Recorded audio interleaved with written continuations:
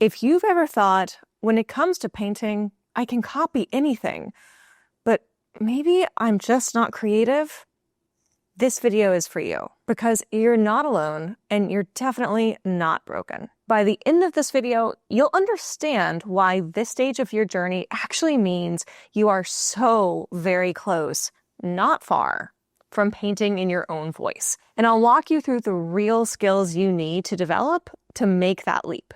If this is already hitting home and giving you some hope, I have a free guide that walks you through how to define your artistic voice. And when you download it, make sure to check your inbox because I'll be sending you a follow-up email with an invitation to submit a sample of your work for a free portfolio review directly from me. I'll personally look at your work and help you identify your best next steps to shift away from copying and start creating in your unique, expressive voice. So when I first started studying artists like Sargent, I thought, if I can just match that brushstroke, I'll get it. I spent hours and hours and hours on master copies, replicating every mark, every shape. And it helped a lot. My eye got sharper, my confidence grew. I felt like, hey, when it comes to creating realistic art, I can do anything. But then I'd sit down to do an original painting, the kind that's supposed to be artistic and expressive and creative, and suddenly nothing. I could copy someone else's decisions, but I just didn't trust my own. That's when I realized copying and creating are not the same skill. This is what most people get wrong. They think that creativity is something that you're born with, but it's not. It's a set of decisions, and you can practice them. So here are the 3 shifts that help me to make that leap. First, you gotta know what you're studying for. Are you copying a master because everyone says they're the best, or because their work genuinely aligns with your vision? Ideally, you're studying an artist whose compositions, whose brushwork, and whose color choices reflect exactly where you want to go, so that every copy builds you toward your own goals. Now, speaking of which, the second piece here is that you need to have a clear vision for where you want to take your own work. I have a free guide that walks you through exactly how to create and unearth that vision.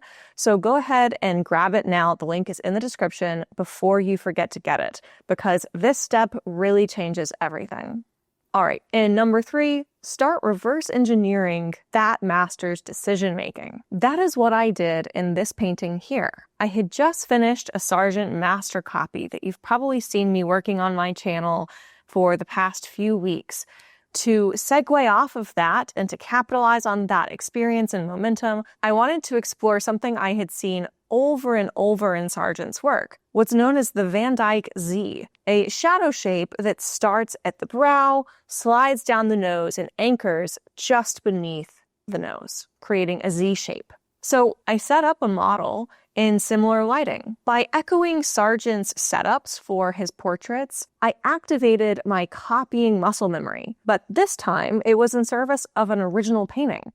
So normally I would have pre-mixed some paint here, but we just had like a last minute lighting adjustment, which is the thing I needed. So instead, I'm just gonna go in and start drawing rather than working on pre-mixing or anything like that. I can't believe it, Louis. You had this big song and dance about prepping your palette beforehand, and it wasn't even on your easel. Yes, I put it in the fridge because I did it this morning. Oh. And so now I have a very cold palette. Excellent. Ready to go. But yeah, I thought for once I will try something different that might work for me, which is I always feel like at the last minute I don't have anything prepped and ready to go on my palette. And I was like, well, let's start with that first. So instead of tightening up, I found myself remembering how Sargent painted and making my own choices in that spirit, all while creating something original. And it wasn't just about this one shadow. It became about everything from how to simplify the clothing or soften a hairline or evoke a hand in just a few marks. It's not just about what I did in this one painting today, but the trends that I was seeing overall in my work. I was finally leading, not just following. Finally being original, not just copying. And this is exactly the kind of support that I gave to my student, Julia. Julia was an atelier-trained artist, and she could paint classical realism all day long. She could even copy someone really loose like Sargent with incredible success. But when she set up her own compositions, everything just tightened right back up. She reached out to me at wit's end, worried that she was just, doomed to be a tight painter. So together, we changed the script. We had her stop doing tight master copies that just reinforced the old muscle memory that wasn't serving her. We had her instead study loose painters that she actually admired. We trained her eye and her hand to internalize that brushwork and to allow it to become automatic. And then we had her create setups that mirrored what she had studied, so she could begin to understand the why behind every brushstroke. Over time, Julia wasn't just copying anymore. She was creating expressive, original paintings that felt like her. So if you've hit that same wall and you're wondering how to move past it, download that free guide below in the description to uncover your voice. And don't forget to check your email afterward. I'll be sending a personal invitation to submit examples of your work or your portfolio for my review so that I can help you to pinpoint exactly where you are in the process and what your clearest next step should be.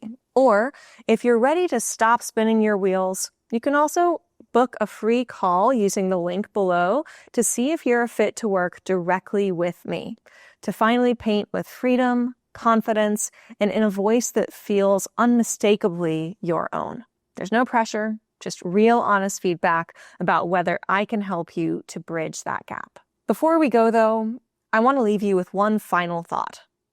Most of the artists you admire still do master copies. The difference is they know when to follow and when to lead. That's what unlocks creative confidence.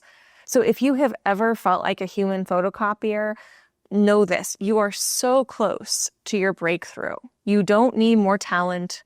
You need more clarity, momentum, and support, and a clear process to help you overcome this last hurdle in this race. If that's what you're craving, check out the link in the description or the pinned comment to go ahead and download your free guide or to book your free call.